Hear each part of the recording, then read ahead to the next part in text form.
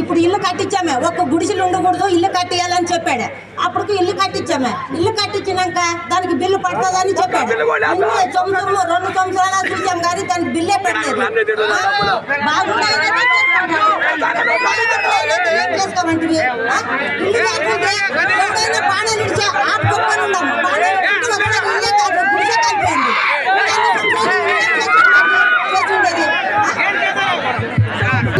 పులుగు నిండిపోయింది కదా. రేపు ఎల్లుండో ఎమ్మెల్యే ఈ పక్క వస్తాడు. ఆయన తీసుకెళ్ళి ఆ మురుగునీట్ల కళ్ళు ముంచి లేపొచ్చాడు. మీ ఊర్లో అందరూ తీసుకోండి ఎమ్మెల్యేని, ఊరేగింపుగా చప్పట్లు కూడా తీసుకెళ్ళండి. తీసుకెళ్ళి మీరేం చేస్తారు? ఆడవాళ్ళంతా మురుగునీటి కాలంలో ఒక్కసారి ముంచి లేపితే జ్ఞానం వస్తుంది. మీ కష్టం ఆయనకి తెలియాలి కదా. రెండవది, నువ్వు చెప్పింది చాలా కరెక్ట్. ప్రతి పేదవాడికి తప్పనిసరిగా ఇల్లు ఉండాల్సిందే. అర్థమైందమ్మా? ఉచితంగా ఇది సాయి ప్రసాద్ రెడ్డి వాళ్ళ అబ్బజోబుల నుంచి తెచ్చిచ్చేది కాదు, నరేంద్ర మోదీ ఇచ్చే డబ్బులు ఇవన్నీ కూడా. అర్థమైందా? నేను నీకెందుకు తల్లి 15 రోజులు ఓపిక పట్టు, 5 సంవత్సరాలు ఓపిక పట్టిన 15 రోజులు ఓపిక పట్టు. ఎమ్మెల్యే అయిన వెంటనే ఫస్ట్ మీ ఇంటికి బిల్లు శాంక్షన్ చేసేస్తా. బ్రహ్మాండంగా ఇల్లు కట్టుకుంది కానీ ఊర్లో అందరికీ కూడా మంచి ఇల్లు కట్టిస్తా. సరేనా? అయినటువంటి బావి ఆదోని బావి చుట్టూ 5 అడుగులు కాంపౌండ్ నిర్మించాల్సిందిగా కోరుతున్నాం. అవును, ఆదోని బావి చుట్టుపక్కల కాంపౌండ్ నిర్మించాలా, తప్పనిసరిగా నిర్మిస్తానని మీకందరికీ హామీ ఇస్తా ఉన్నా.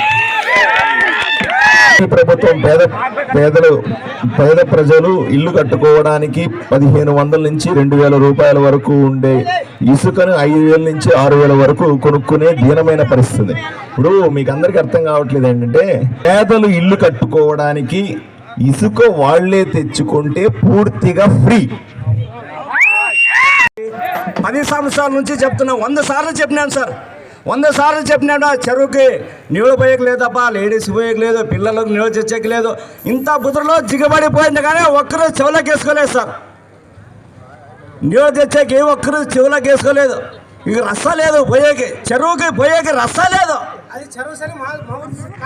మా చెరువు కాదు, ఎడవలి చెరువు. ఇప్పుడు రస్సనే ఉండాలి కదా పోయేకి, తాగనేటి పోయేకైనా రస్స కావాలి కదా. రస్స లేదు. ఒక్కరికి చెప్తే చేసాంలే అనేవాడు ఇంతవరకు ఒక్కరేం చేయలేదు. మన చెండ్ల నుంచే పోతున్నారు, ఇప్పటికన్నా నా చెండ్ల నుంచే పోతున్నారు. ఇప్పుడు ఆడపిల్లలు పోయినా కానీ చిన్న పిల్లలు పోయినా, మొన్న పోయిన వానకాలంలో చిన్న పిల్లలు చిక్కుపడినారు.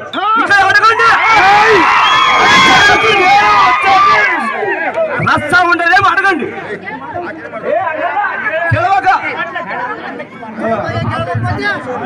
దీనిట్లా ఊరుకు రస్తా లేదంటున్నాడు, చెరువుకు రస్తా లేదంటున్నాడు. ఆ అబ్బాయికి ఒకసారి తప్పట్లు కొట్టండి అందరూ కూడా.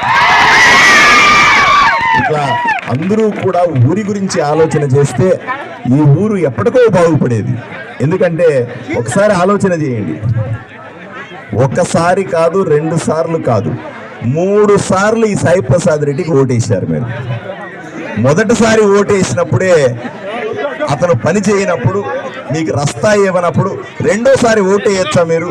చెప్పండి, వేయచ్చా? రెండోసారి కూడా ఓటేశారు. అయినా అవన్నీ చేయకపోతే అమ్మ అక్క నువ్వు చెప్పమ్మా, రెండోసారి కూడా పని చేయలేదు, ఓటేయచ్చా?